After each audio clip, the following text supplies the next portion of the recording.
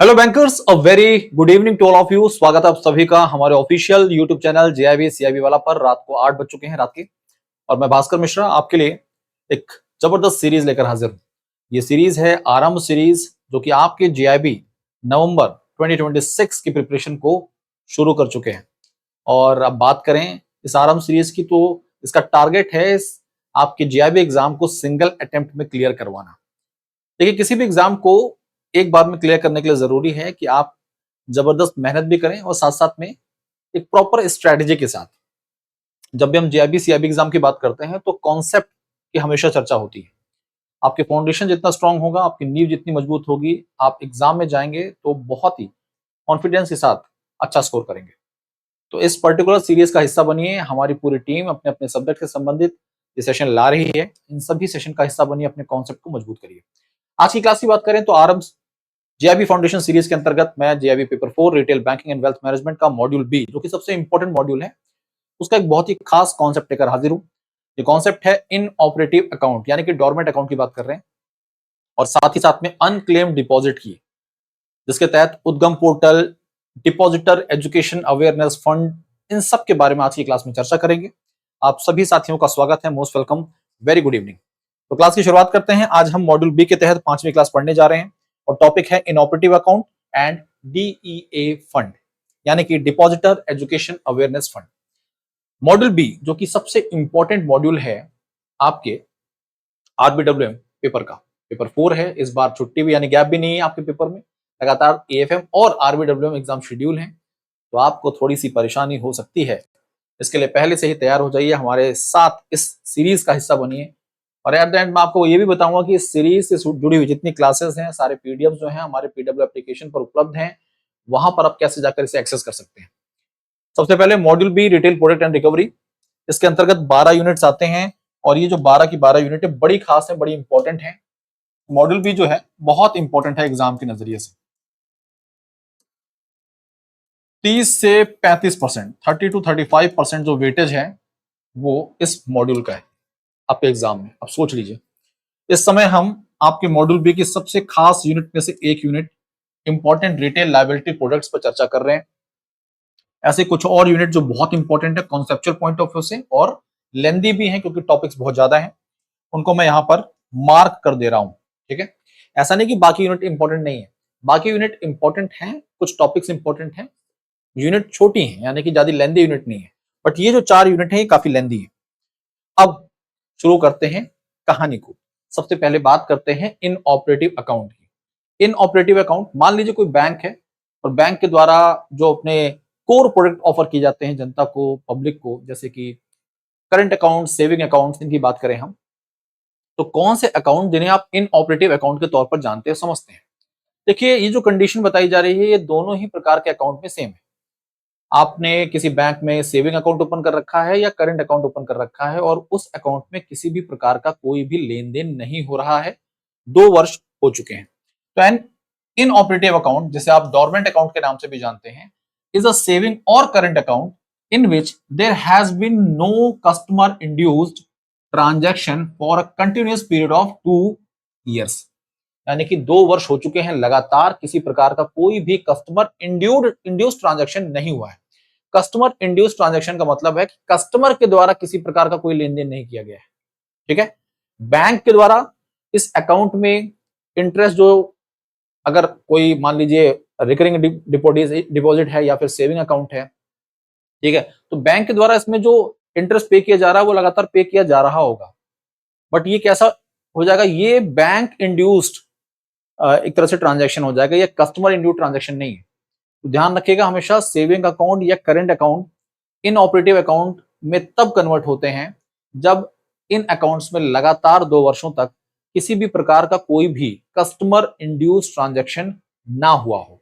ठीक है, पहली कंडीशन यही है, याद रखिएगा इसे, ये इंपॉर्टेंट भी है। आगे बढ़ते हैं।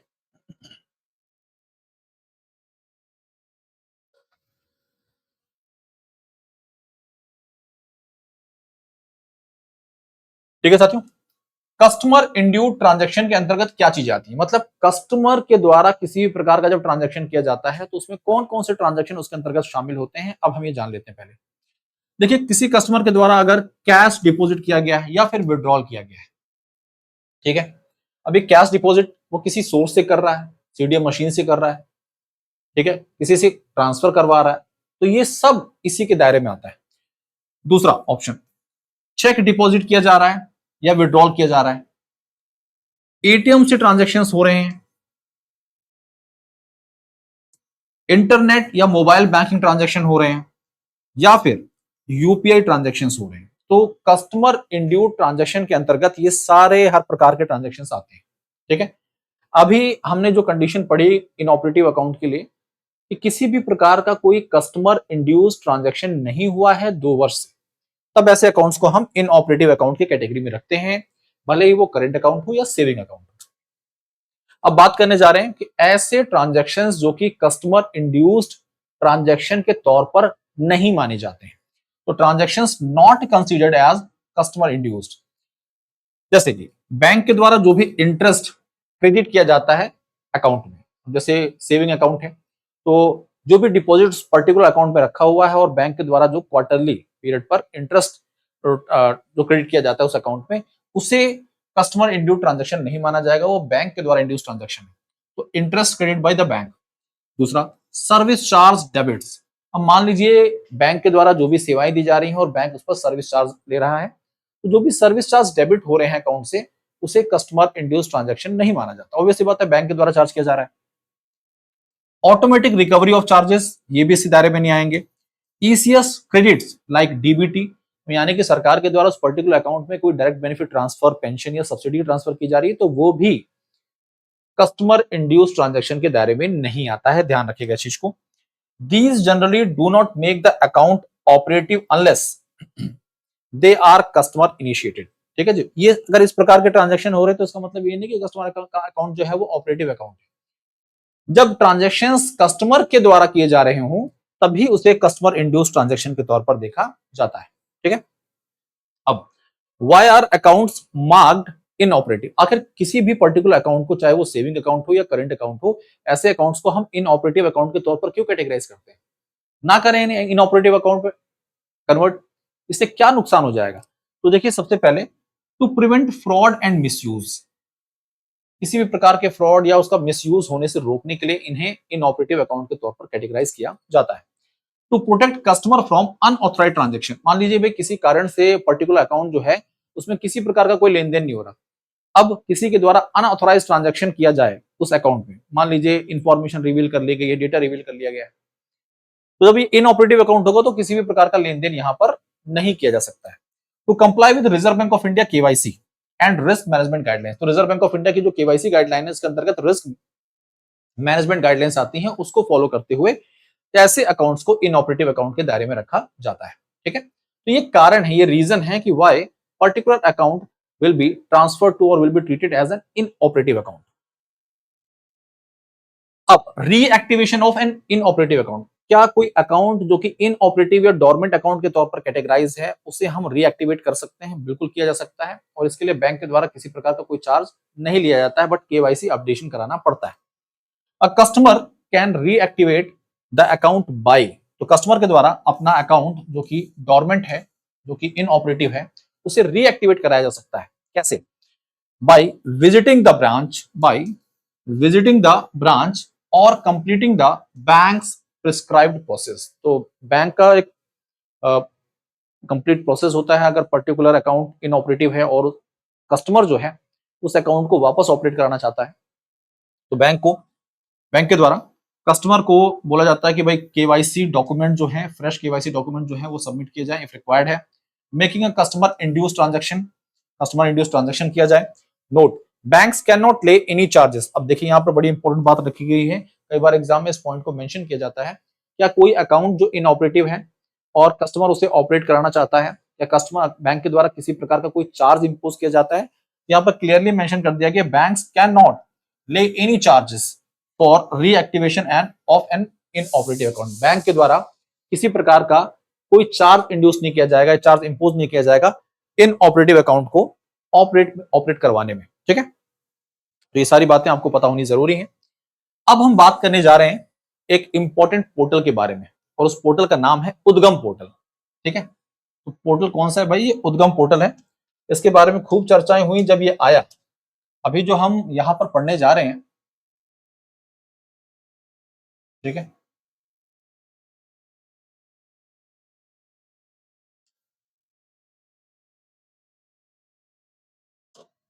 हम पढ़ने जा रहे हैं एक पोर्टल के बारे में जिसका नाम है उद्गम पोर्टल। कौन सा पोर्टल है सर?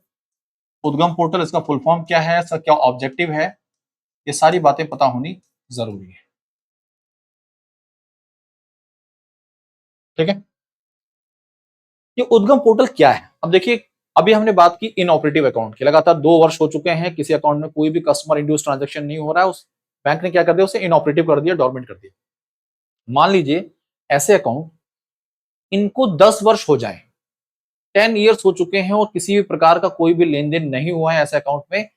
ऐसे अकाउंट्स को हम, इस प्रकार के अकाउंट जो हैं, इनको आप बोल सकते हैं ये अनक्लेम डिपॉजिटरी कैटेगरी में रखा जाता है। और बैंकों के द्वारा हर, बोल सकते हैं कि एक फाइनेंशियल ईयर में ऐसे अकाउंट्स की जानकारी और इन अकाउंट्स में कितना पैसा जमा है उसकी जानकारी रिजर्व बैंक ऑफ इंडिया को देती है, बैंक्स प्रोवाइड करते हैं।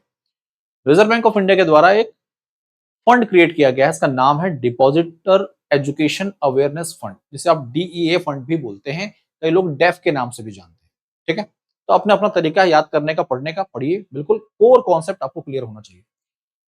तो ये जो डिपॉजिटर एजुकेशन अवेयरनेस फंड में पैसा ट्रांसफर किया जाता है, इसका इस्तेमाल customer awareness, consumer awareness, cyber security protection, customer protection, इनसे जुड़े हुए अवेयरनेस प्रोग्राम के लिए यूज किया जाता है।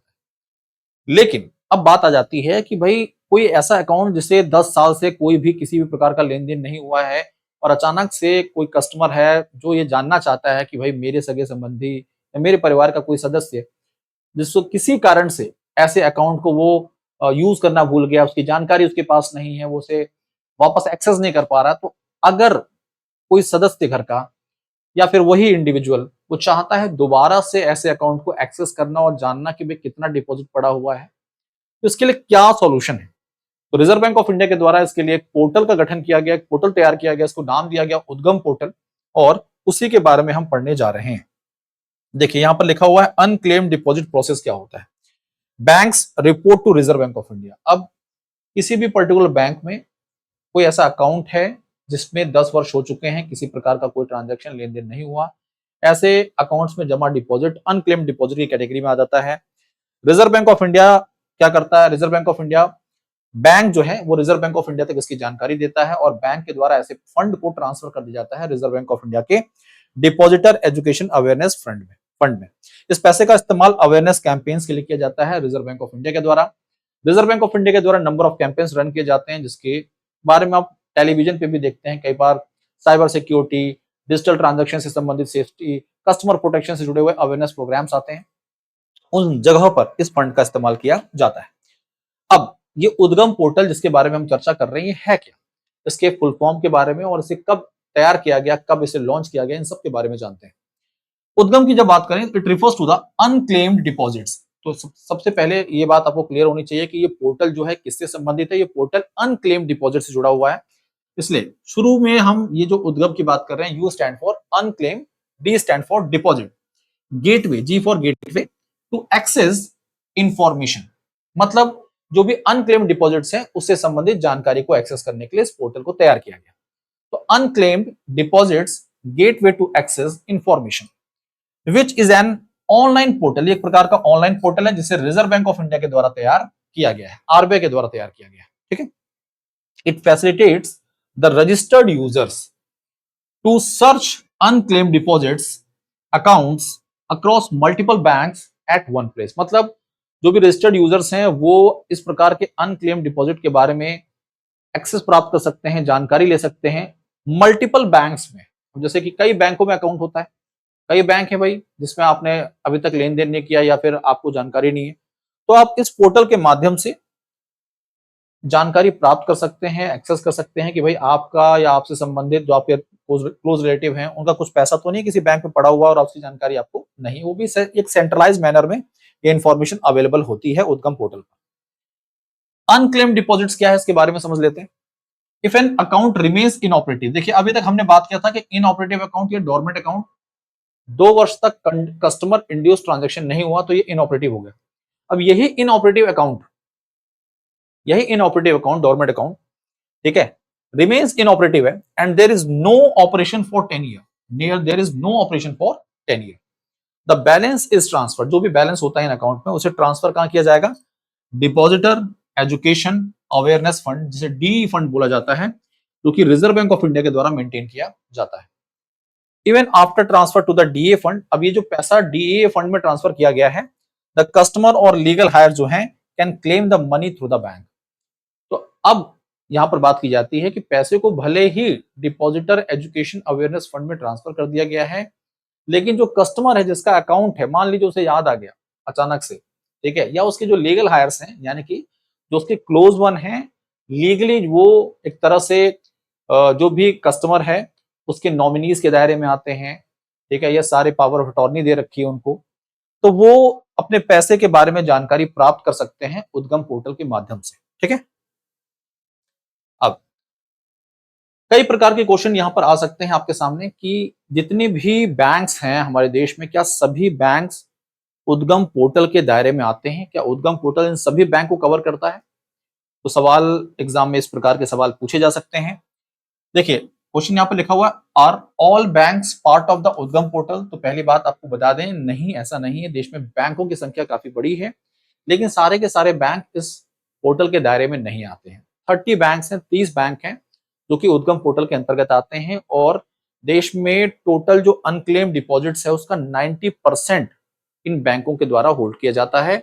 90% ऑफ द अनक्लेम डिपॉजिट जिसकी जानकारी उद्गम पोर्टल पर उपलब्ध है। What percentage of the unclaim deposits they represents? देखिए सारी बातें मैं यहां पर बता चुका हूं, लेकिन दोबारा एक बार जान लेते हैं। No, not all banks are currently part of the उद्गम portal. As of recent updates, there are 30 banks integrated into the system। 30 bank हैं जो कि इंटीग्रेटेड हैं सिस्टम के अंतर्गत। These banks collectively represents approximately 90% of the unclaimed deposits in terms of value within the Reserve Bank of India Depositor Education Awareness Fund। ठीक है, ये UDGAM portal, in operative accounts, unclaim deposits, इन सब से संबंधित जानकारी आपके पास है। अगली बात, what are the types of deposit accounts covered in UDGAM portal? मतलब उद्गम पोर्टल के अंतर्गत किस प्रकार के अकाउंट्स या डिपॉजिट्स को कवर किया गया है? All unclaim deposits accounts that are part of DEA fund, मतलब डिपॉजिटर एजुकेशन अवेयरनेस फंड के अंतर्गत जो भी डिपॉजिट्स या जो भी अकाउंट्स आते हैं वो सब इस उद्गम पोर्टल के दायरे में कवर किए गए हैं। ठीक है, उद्गम पोर्टल के अंतर्गत ये आते हैं। अब बात की जा रही है कि एक नंबर मिलता है, एक नंबर मिलता है जो यूनिक नंबर है, आइडेंटिफिकेशन नंबर है, जिसके माध्यम से आप इस पोर्टल में एक्सेस कर सकते हैं और जानकारी प्राप्त कर सकते हैं। What is unclaimed deposit reference number, जिसे आप शॉर्ट में क्या बोलते हैं? यूडीआरएन बोलते हैं।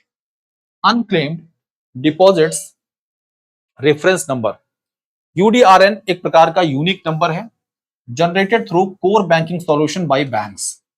मतलब जो बैंक है, पर्टिकुलर बैंक है, उसके द्वारा इस पर्टिकुलर नंबर को क्रिएट किया गया है through CBS network and assign to each unclaimed account. जो भी अनक्लेम्ड अकाउंट हैं उन अनक्लेम्ड अकाउंट के साथ इस नंबर को अटैच कर दिया गया है।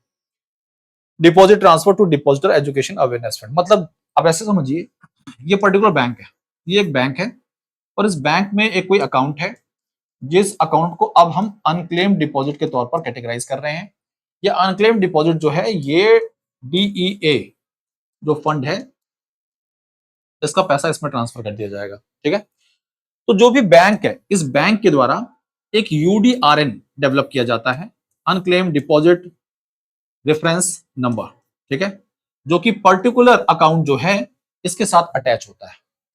तो इस पर्टिकुलर अकाउंट और यूडीआरएन के माध्यम से डीईए में फंड ट्रांसफर किया जाता है। ठीक है, देखिए UDRN is a unique number generated through core banking solution by banks and assigned to each unclaimed deposit और account transfer to depositor education awareness fund of RBI. This number is used so that the account holder or the bank branch where account is maintained cannot be identified by any third party। ये इसलिए किया गया कि कोई third party इस प्रकार के account या जो बैंक ब्रांच के बारे में जानकारी प्राप्त ना कर पाए। The UDRN enables the bank branches to seamlessly settle claims received from the customer depositors who have made successful search in उद्गम पोर्टल।